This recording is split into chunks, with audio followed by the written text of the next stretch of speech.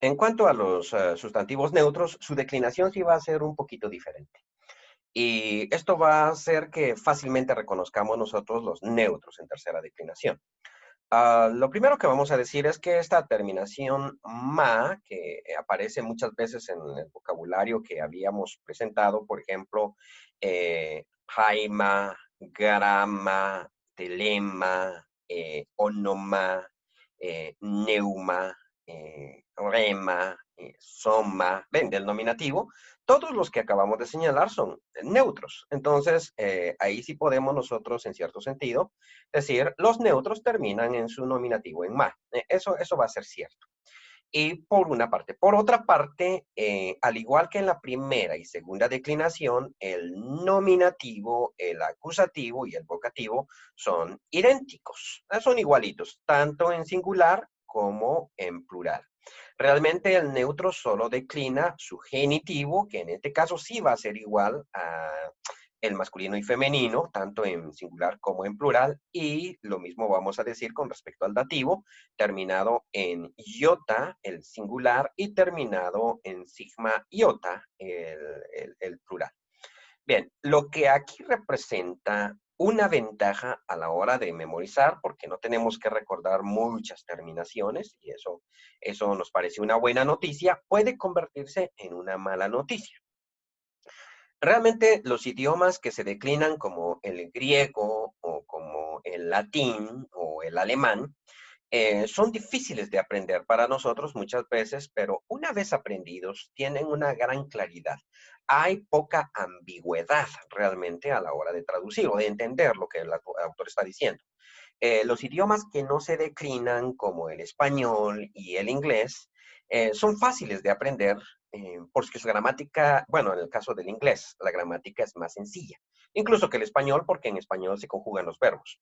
Pero a la hora de traducir, a la hora de entender, por ejemplo, en inglés, I was, yo no sé si eso significa yo era, o yo estaba, o yo fui, o yo estuve. Entonces, viene un grado de ambigüedad. Entonces, va a suceder, por ejemplo, que cuando tengamos un sustantivo neutro, digamos, por ejemplo, neumata, yo no voy a saber a ciencia cierta si estoy ante un acusativo o estoy ante un nominativo. Tengo que recurrir al contexto para poder definir eso. Y el contexto a veces va a ser claro y me va a ayudar, y a veces va a ser un tanto engañoso. Entonces, lo que ahora representa una ventaja, después al traductor le puede parecer una desventaja. Y eso es lo que me anima, por ejemplo, a aprender cosas difíciles en griego que pienso, ahorita es difícil, pero esto va a ser una tremenda herramienta que me va a ayudar en un futuro y va a ser bastante claro. Entonces, teniendo ya una tabla, por ejemplo, de la comparación de la declinación del masculino, femenino y neutro, vamos a ver nosotros que en cuestión de nominativo singular, cada uno es diferente, pero esto no lo tomemos como que los masculinos van a terminar en nu y los femeninos en sigma. Esa no es una regla. Realmente vamos a ver quebrantada esa regla muchas veces. Así que no la podemos deducir.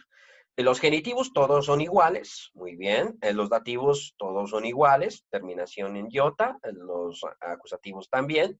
Obviamente los vocativos, como se deducen del nominativo, van a ser diferentes, pero luego en cuestión de plurales van a ser similares, masculino y femenino, siempre similares, y el neutro se va a distinguir en este caso.